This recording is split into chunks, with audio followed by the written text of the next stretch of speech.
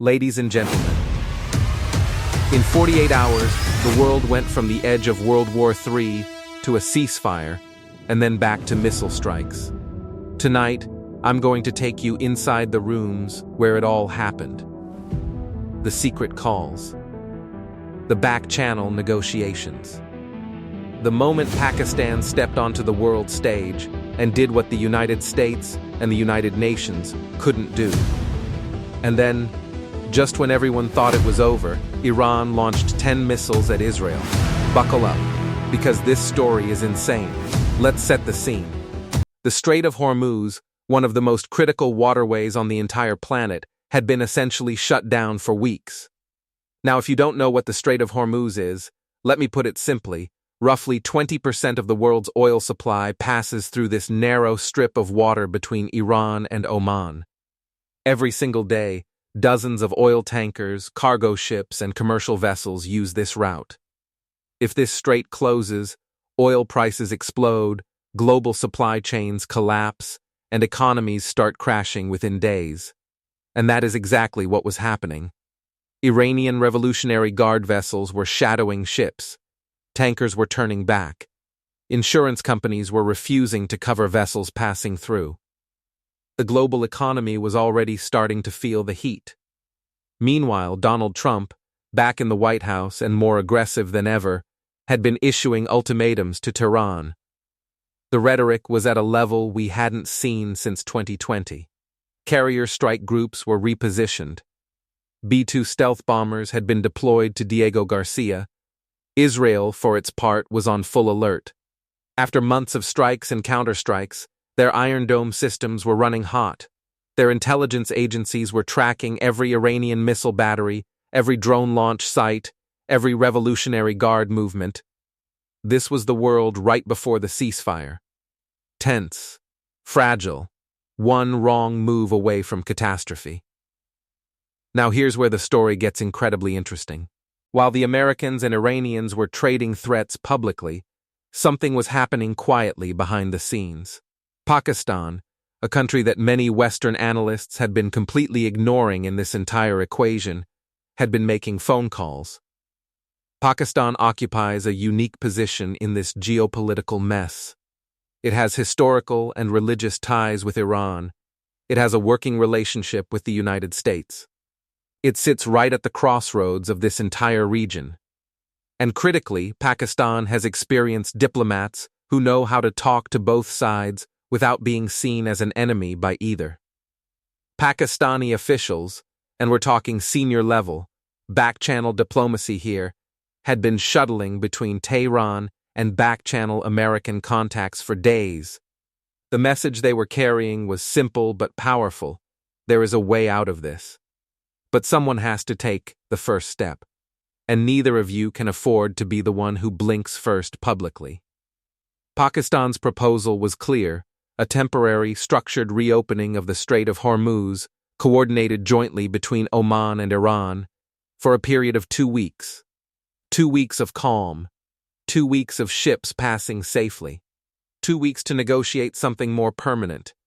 Oman, which has long served as a quiet intermediary between Iran and the West, was brought on board. Omani officials provided the diplomatic cover and the neutral ground. Iranian leadership, exhausted from sanctions, military pressure, and economic collapse at home, saw an opening. And Trump, who always loves to declare a win, saw a chance to say he'd opened the strait without firing a single shot. The deal was struck. And when the announcement came that Pakistan had played a central role in brokering this ceasefire, the world was genuinely stunned. This wasn't a NATO country. This wasn't a permanent UN Security Council member. This was Pakistan. Quietly, effectively, stepping in where others had failed. Ships began moving through the strait again, under Omani and Iranian coordination, and for one brief moment, the world exhaled. For about 48 hours, everything seemed fine.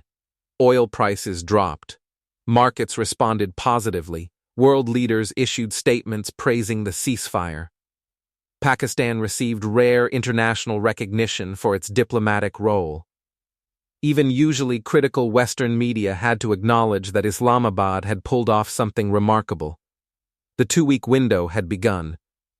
Iranian and Omani Coast Guard vessels were coordinating to escort commercial ships safely through the strait. It was working. But here's the thing about the Middle East. It never stays calm for long. And then, in the middle of the night, Iran launched 10 ballistic missiles at Israel. 10. After a ceasefire. After a deal. After Pakistan had put its entire reputation on the line. The world lost its mind. Israeli air defense systems scrambled, Iron Dome batteries lit up the night sky. Emergency alerts blared across Israeli cities, diplomats across the globe were woken up in the middle of the night. Trump's team went into full crisis mode.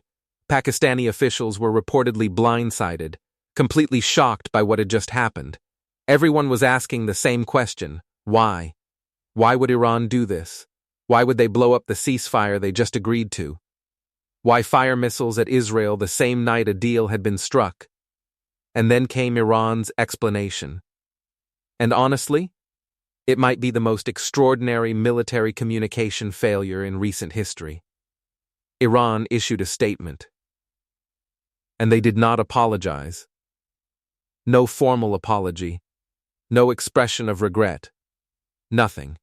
Instead, what they said was this: our forces stationed in the field did not have access to internet or reliable communication infrastructure at the time the ceasefire was announced. Because of this communication breakdown, field commanders were never informed that a ceasefire agreement had been reached. Acting on their previous orders and existing threat assessments, they proceeded with a pre-planned missile operation against Israeli targets. Now that our forces are aware of the current situation, no further strikes will be conducted. Let that sink in for a second.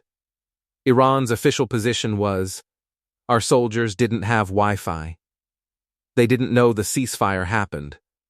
They were operating on old orders. They fired 10 missiles at Israel, not because Iran's leadership ordered a post-ceasefire attack, but because nobody told the guys with the launch buttons that the war was temporarily paused. Now, is this true? Is this a cover story? Is this Iran's way of testing the ceasefire while maintaining plausible deniability? Military and intelligence analysts are absolutely divided on this. Some say it's completely plausible. Iranian Revolutionary Guard units operating in remote, hardened underground facilities genuinely may not have received real-time updates. Military communication in active conflict zones often goes dark intentionally to avoid electronic detection. Others say this was a calculated move, that Iran wanted to remind Israel and Trump that even within a ceasefire, Tehran still has the capability and the willingness to strike. That this was a message disguised as a mistake. Either way, 10 missiles were fired, Israel was hit, and nobody apologized. So where does this leave the world right now? The ceasefire, technically, is still holding. The Strait of Hormuz is still open. Ships are still moving under Omani-Iranian coordination.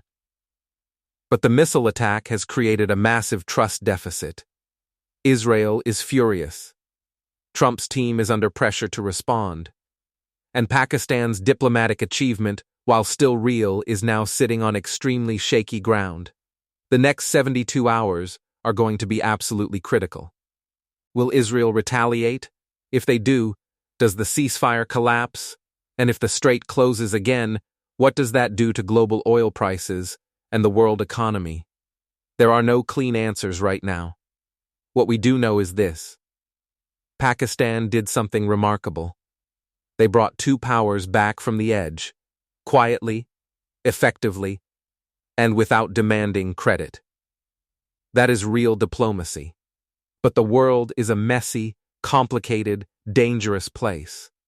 And even the best diplomatic achievements can be undone by 10 missiles fired by soldiers who reportedly had no internet connection. If you found this breakdown valuable, hit that like button, subscribe, and turn on notifications, because this situation is evolving by the hour and I will keep you updated every step of the way. Drop in the comments, do you believe Iran's explanation? genuine communication failure, or calculated provocation. I'll see you in the next one. Stay informed. Stay sharp.